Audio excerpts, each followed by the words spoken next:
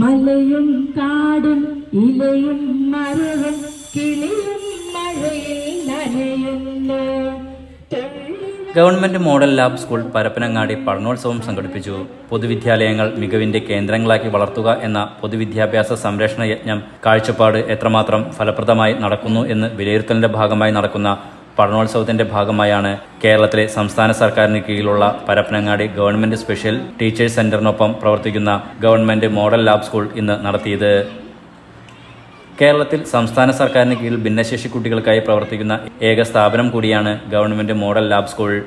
പഠനോത്സവം അധ്യാപികയും സാംസ്കാരിക സാമൂഹ്യ പ്രവർത്തകയുമായ വിജീഷ മോൾ ഉദ്ഘാടനം ചെയ്തു. പഠനോത്സവത്തിന് government special teachers training centre coordinator T Jisha സ്വാഗതം പറഞ്ഞു. Government model lab school PTA president PK Soumya അധ്യക്ഷത വഹിച്ചു.